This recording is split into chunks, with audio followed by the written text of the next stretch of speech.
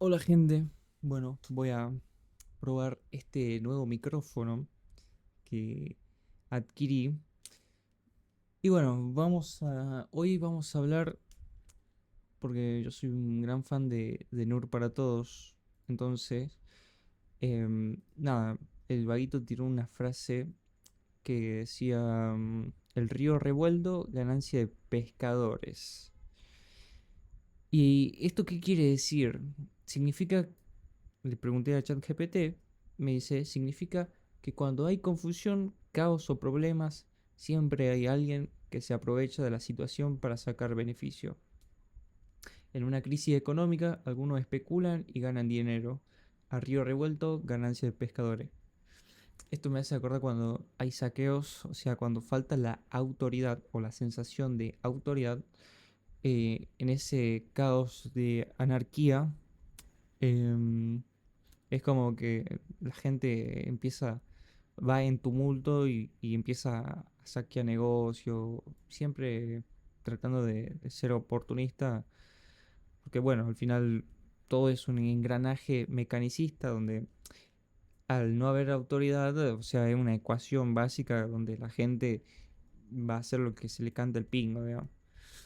Así que bueno, yo le empecé a decir, le dije, bueno, esa frase puede encajar en una sociedad donde no saben quiénes son ante la complejidad de la realidad, en ese caos de supervivencia del individuo, arrastres colectivos, al ser hojas en blanco, muchos dogmas o chivos expiatorios, hombres de pajas, banderas falsas, un poder en las sombras que conspiran contra el ser. Y bueno, ChatGPT me dice, sí, encaja muy bien. Y de hecho es una lectura profunda y coherente del refrán llevado al plano social y existencial. Al río revuelto, ganancia de pescadores. En ese contexto ya no habla de un hecho puntual, sino de una condición estructural de la sociedad. Lo que describís puede leerse así. Sociedad que no sabe quién es, pérdida de identidad, memoria y sentido. Es exactamente lo que pasa en la sociedad. O sea, la pérdida de la identidad. O sea, realmente gente que, bueno, entran en conflictos en ellos mismos y también en una búsqueda de la identidad. Los más jóvenes y lo más viejo, o sea, es la pérdida también de la cultura, no sé, es como muchas cosas que suceden, digamos. La memoria y el sentido. Bueno, mucha gente vive sin un sentido trascendental, sino que perpetúan un vicio de, de fármacos, de estimulantes, psicotrópicos, ¿me entendés? Entonces, y ahí no está el sentido, digamos. O sea, no se puede decir, bueno, es un sentido del placer puramente. A ver, voy a buscar.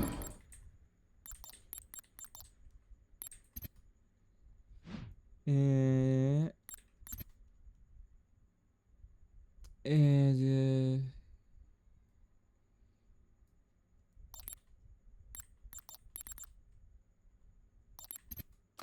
eh, bueno, no es o sea, no es Dionisio. Básicamente no es el sentido no es tomar vino, ¿me entendés? No es el éxtasis de revolcarse en el placer. Esto me refería a lo dionisiaco, digamos, es que se refiere todo, es el dios relacionado con el dios griego Dionisio, dios del vino, la fertilidad y el éxtasis, como dice acá, caracterizado por la fuerza vital, el instinto y el desenfreno, la embriaguez y la disolución del yo. Básicamente eso, digamos. Em, pero bueno, ¿cómo se dice? Lo epicurio. Se refiere a la primera y su escuela filosófica, el epicureísmo, que busca la felicidad a través de la vida placentera pero moderada. Bueno, eso tiene una moderación. Bueno, mucha gente tiene moderación, pero bueno, siguen atrapados en el sentido, digamos, que no hay, no es trascendental, porque al final vivimos en una cosmovisión materialista que básicamente de producción, ahorro y consumo, digamos, digamos. Entonces, entre la sociedad que no sabe quién es, la pérdida de identidad, memoria y sentido, complejidad de la realidad, exceso de información, estamos constantemente bombardeados de información, o sea, hay tantas cosas que ya no nos entran en la cabeza, contradicciones, encima, información falsa, que por indirecta o directamente escuchamos lo que queremos y no porque realmente sea objetiva. Entonces, estímulos constantes, o sea, siempre estamos escuchando ruido, cosas que están, siempre tiene que, nunca silencio. Entonces, esto es muy clave, ¿por qué? Porque indirectamente te refleja la virtud, dentro de este caos, te refleja lo contrario que es el silencio, que es una virtud también. Arrastres colectivos, masas que siguen corrientes sin conciencia, modas, miedos, odios. Las modas, una tendencia que al final se vuelve cíclica, porque lo que antes era moda, en un futuro se vuelve a ser moda, digamos. Em, los miedos que paraliza, el odio, odiar, o sea, oh Dios, o sea, es como odios. Bueno, una palabra que debería buscar su epistemología y, bueno, referir a qué otras cosas más se refiere al odios. Pero bueno, básicamente la envidia y todo ese tipo de cosas que al final de alguna clase social que carece de conciencia, espíritu y posesiones materiales, bueno, obviamente siempre mm, va a ser un instinto más animal, o sea, más de decir, bueno, te odio, porque no lo puede expresar con palabras, o simplificadamente lo puede expresar con el odio. Hojas en blanco. Em, bueno, básicamente el ser humano cuando nace es una inocencia, digamos. O sea, es un ser puro que ahí, y cuando empieza a crecer le meten en la escuela, el karma familiar, toda esa mierda que viene, que es creada por el hombre. Y bueno, el sujeto básicamente es una hoja en blanco que va a ser, no puede agarrarse la oreja y taparse el oído y decir, bueno, no quiero escuchar nada, porque de alguna manera uno ve, uno escucha y uno siente. Entonces, por los sentidos, básicamente esa hoja en blanco va a ser eh, estimulada, por así decirlo. Y bueno, acá escribí mal, o sea, yo quise poner hombre de paja y puse hombres de paga, banderas falsas. Y bueno, básicamente dice actores que simulan conflicto o verdad para dirigir la corriente. Básicamente el populismo. En básicamente votamos a salvadores, que supuestamente va a salvar de la crisis económica, espiritual y un montón de cosas que al final ponemos toda nuestra responsabilidad en personas que realmente son como nosotros, pecadores, corajudos y gente y actores. Básicamente esos son dogmas y chivos expiatorios. Esto está muy interesante porque dice simplificaciones para canalizar el miedo y la frustración. O sea, eso básicamente hacen las noticias. Canaliza el miedo, la frustración. Es y un montón de cosas y al final lo imposibilitan para dogma religioso, dogma científico, dogma todos los dogmas, donde tenga una doctrina atrás, digamos, y que te saquen poder, bueno, al final te sacan poder para llevarte a su poder, digamos. O sea, te sacan el poder, el conocimiento de uno y te llevan te derivan a otras denominaciones espirituales, religiosas, eh, y bueno, te encapsulan, básicamente. Y te crean sugestiones que al final no son verdaderas, son erróneas. Solo para la manipulación del individuo.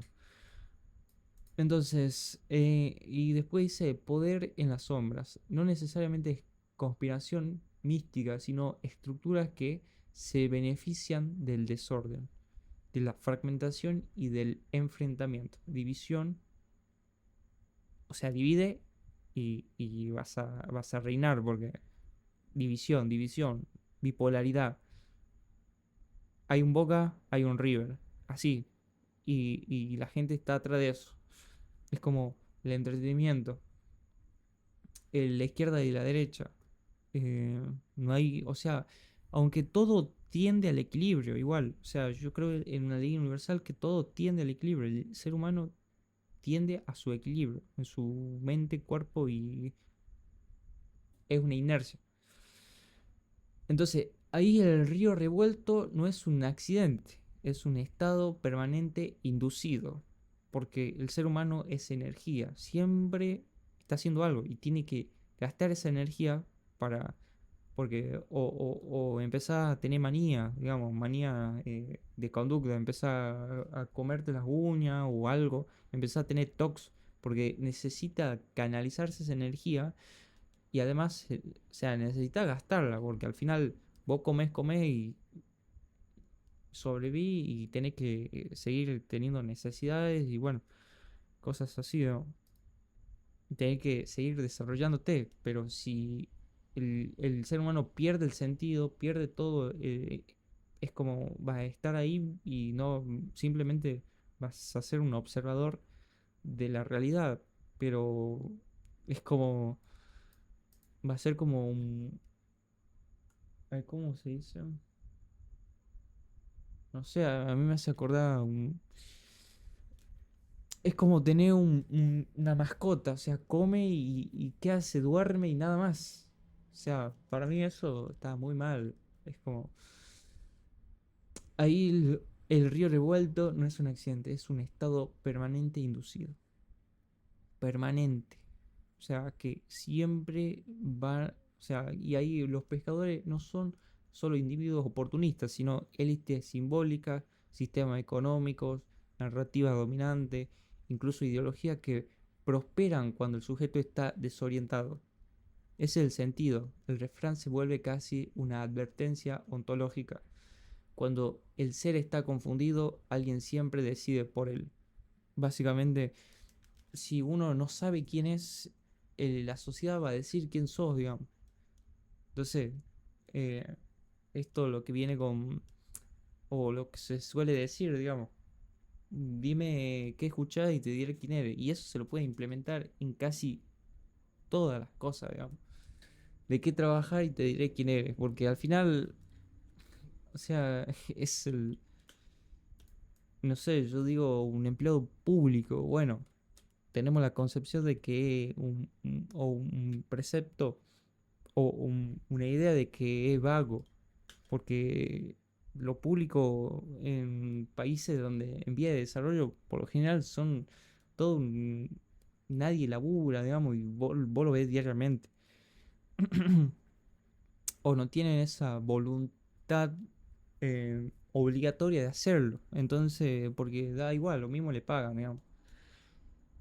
Entonces, y ahí viene el tema de la burocracia, el exceso de burocracia, y después entra, bueno, que al final el exceso de burocracia puede ser como un, un sindicalismo selectivo y una burocracia, digamos, una oligarquía, que al final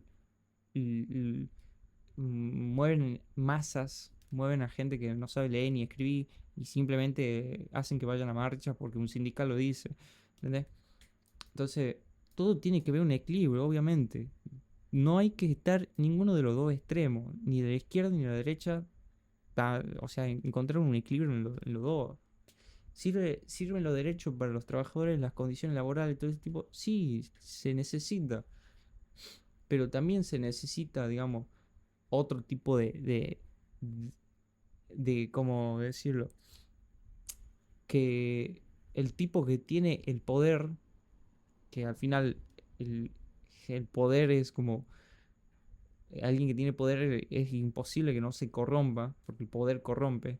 Entonces, es un oxímoron del poder que. Un oxímoron de tener poder es hacer el bien.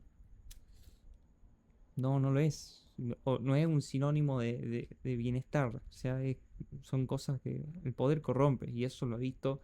Y eso se repite a lo largo de la historia en los 5.000 años. O sea, reinos que se caen, reino que nunca es próspero a la prolongación del tiempo. Simplemente se divide en el poder y otro lo ejerce.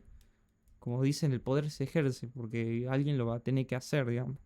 Alguien jerárquicamente va a ser suplantado y va a guiar al resto, que carece de espíritu o de características, digamos, de líder. Y eso lo dice en, en lo, ¿cómo dice? En un libro que he leído sobre Imperio Pagano, algo así, con los alemanes y ese tipo de cosas. O sea, eh, que ya tienen cierto, son de sangre azul y tienen ese carácter de liderazgo. Después dice, la salida que sugiere implícitamente es la contraria, claridad interior, identidad, pensamiento crítico, silencio frente al ruido, integración en lugar de reacción. Y bueno, es básicamente mi análisis, básicamente, porque la verdad que ha sido una buena frase y justo estaba viendo un video de Iru y bueno, me salió por hacer este video. Básicamente también para probar el micrófono, a ver cómo se escucha, espero que se escuche bien y nada, un video para el canal que ya lo tenía medio abandonado.